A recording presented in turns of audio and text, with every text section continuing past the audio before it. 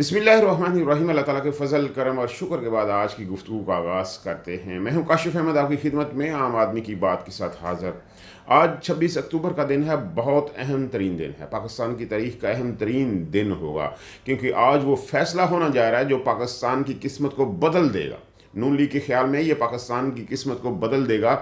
आज जो फैसला होने जा रहा है, बल्कि फैसला तो हो चुका है। आज नवाज शरीफ की पेशी है इस्लामाबाद हाई कोर्ट में।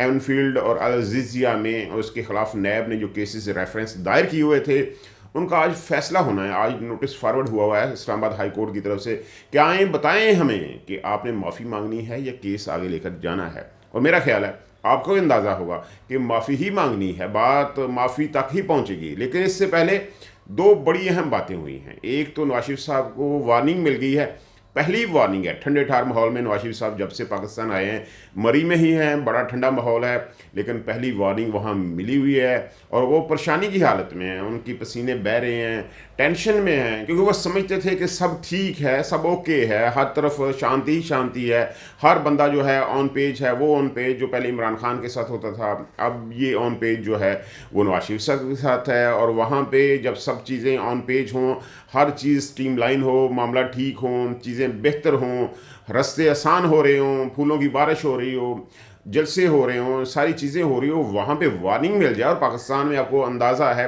कि वार्निंग कहाँ से मिलती है, कौन लोग जो हैं वो वार्निंग देते हैं, किन की तबीयत पे कुछ नागवार गुजरता है और वार्निंग मिलती है।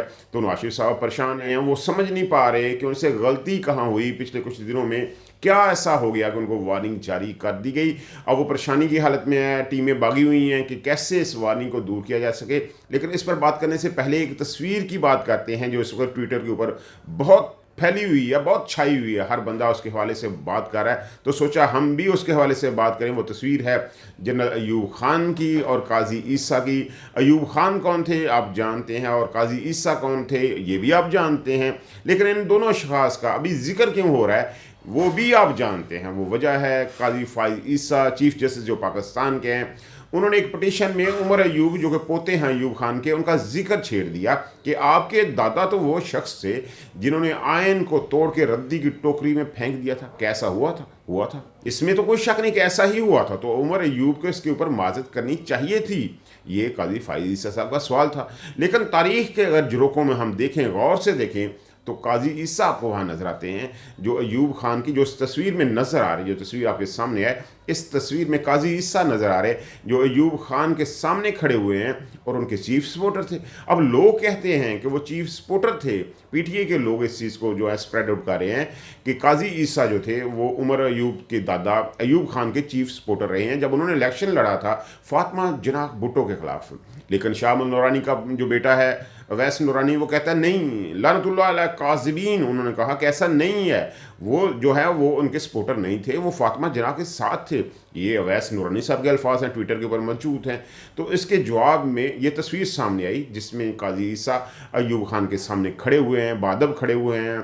जैसे पाकिस्तान में एक इक़्तिदार के एक साहब इक़्तिदार कंपनी के मालिकान के सामने कोई शख्स, कोई सियासतदान खड़ा होता है, यही मामला जो हैं वो काजी ईसा साहब के हैं, वो अयूब खान के सामने ऐसे ही खड़े हुए हैं। अब इसका मतलब क्या था, हुआ क्या था, क्या सारे मामले में गड़बड़ है, ये माजी का हिस्सा है। अमूमन परहेज़ करना चाहिए, माजी के जो चीज़ें हैं, माजी के जो तारीख़ है उसके हवाले से बात करते हुए परहेज़ करना चाहिए। लेकिन पाकिस्तान में करते नहीं हैं, तो इसीलिए ये सारे मामला होते हैं। अब चीज़ें छुप नहीं सकती, तो तस्वीरें सामने आ जाती हैं। तो ये चीज़ भी सामने आ गई, इसके ऊपर डिबेट जारी है। अब कुछ हम बात करते हैं इमरान खान के हवाले से। वो मुश्किल में हैं, जब नवाज शरीफ साहब आसानी में हैं तो इमरान खान मुश्किल में होंगे। अब वो क्यों मुश्किल में है, वो अल कादर ट्रस्ट में जो है उनकी पटिशन थी कि उनको ज़मानत दी जाए, अबूरी ज़मानत दी जाए। तो इस हवाले से जो बेंच बना हुआ था, बाबर सत्तार साहब ने उस बेंच को छोड़ दिया, तोड़ दिया, नीचे रखा और ऊपर से ठुड्डा मारा, वो बेंच टूट गया। अब बाबर सत्तार साहब कहते हैं जब एक बंदा गिरफ्तार है तो नैब वहाँ उससे तफ्तीश क्यों नहीं कर रही। एक बंदे की गिरफ्तारी, एक केस में गिरफ्तारी का मतलब है तमाम केसेस में गिरफ्तार है। लेकिन हुकूमत और जो निगरान हुकूमत है वो ऐसा नहीं समझती। वो समझती है कि एक केस में गिरफ्तार है तो बाकी केसों में अभी हमने गिरफ्तारी नहीं डालनी, वो गिरफ्तारी हम आगे लेकर चलेंगे और जब इसमें से ज़मानत मिलेगी तो बाकी केसों में हम गिरफ्तारी डाल देंगे। ये उनका तरीकाकार है। अब इमरान खान के ऊपर 200 केस हैं, तो 200 केस में जब आस्ता आस्ता गिरफ्तारी डालेंगे, अगर वो रहा होते हैं, अगर उनको ज़मानत मिलती है, जो कि मुश्किल काम है, अभी के हालात में ये मुश्किल काम है कि उनको ज़मानत मिले, लेकिन अगर उनको ज़मानत मिलती है तो एक केस में से ज़मानत मिले, दूसरे केस में गिरफ्तारी डाल दें, 200 केस हैं। अब खुद सोचें कि बात कहाँ तक जाएगी। तो इमरान खान के लिए ये मुश्किल है कि बाबर सत्तार साहब ने ये बेंच तोड़ दिया। उन्होंने कहा मैं इस बेंच का हिस्सा नहीं बन सकता।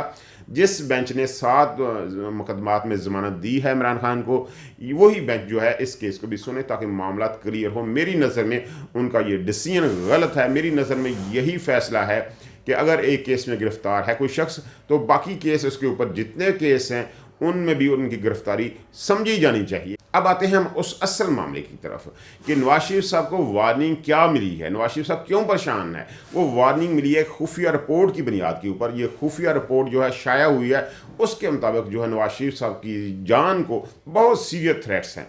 बहुत सारे लोग ऐसे मौजूद हैं जो नवाज शरीफ साहब के ऊपर हमला करना चाहते हैं। ये बहुत ख़ास रिपोर्ट है, अंदर की रिपोर्ट है जो सामने आ चुकी है। उसके मुताबिक नवाज शरीफ की जान को बड़ा शदीद ख़तरा है और वफाकी हुकूमत की तरफ से ये एलामिया जारी किया गया है। ये कहा गया है कि नवाज शरीफ साहब, मरीम नवाज और शहबाज शरीफ साहब को इकट्ठे सफ़र नहीं करना चाहिए। यानी अगर कोई गुजरे तो अकेला ही गुजरे, बाकी 2 बंदे साथ मौजूद ना हों, वो पाकिस्तान में मौजूद रहें ताकि इक़्तिदार उनके पास ही रहे। अगर कुछ बेनिफिशरी हो सकते हैं तो कुछ लोग हों, अगर एक बंदा चला जाए तो ठीक है, बाकी 2 बंदे तो मौजूद हों ताकि बेनिफिशरी जो हैं वो मौजूद रहें। तो बहुत सीरियस थ्रेट है, इसके ऊपर बहुत सीरियस जो है अमल किया जा रहा है। सिक्योरिटी के हवाले से बहुत सारे काम जो है किए जा रहे हैं, बहुत सारी चीज़ों को देखा जा रहा है। ये थ्रेट मौजूद है और इसमें कोई शक नहीं है कि दुश्मन मुल्क जो हैं पाकिस्तान के जो हालात बने हुए हैं, इन हालात को मज़ीद ख़राब करना चाहते हैं। वो पाकिस्तान के हालात को ठीक नहीं करना चाहते। तो ये थी आज की अपडेट्स। तो जब मैं ये वीडियो अपलोड करूंगा उस वक्त तक 26 अक्टूबर का फैसला हो चुका होगा। इस्लामाबाद हाई कोर्ट में नैब की तरफ से ये कहा जा चुका होगा कि हम वो केसेस वापस लेते हैं और नवाज शरीफ साहब बरी हो जाएंगे, बाइज़्ज़त बरी हो जाएंगे। और आपको नून लीग के जो जाले हैं, जो पटवारी हैं, वो आपको मिठाइयाँ तकसीम करते हुए नजर आएंगे। अभी भी उन्होंने डेरे डाले हुए हैं, मिठाई की दुकानों में एडवांस बुकिंग हो चुकी है। तो जब ये वीडियो अपलोड होगी उस वक्त तक, क्योंकि शाम को ये वीडियो अपलोड करता हूँ मैं, तो जब ये वीडियो अपलोड होगी आपको खुशखबरी मिल चुकी होगी और हो सकता है कि आप भी मिठाई खा चुके हों। अल्लाह ताला आपको आसानियाँ दे, आसानियाँ तकसीम करने का हौसला दे। आपकी मोहब्बतों का बहुत शुक्रिया।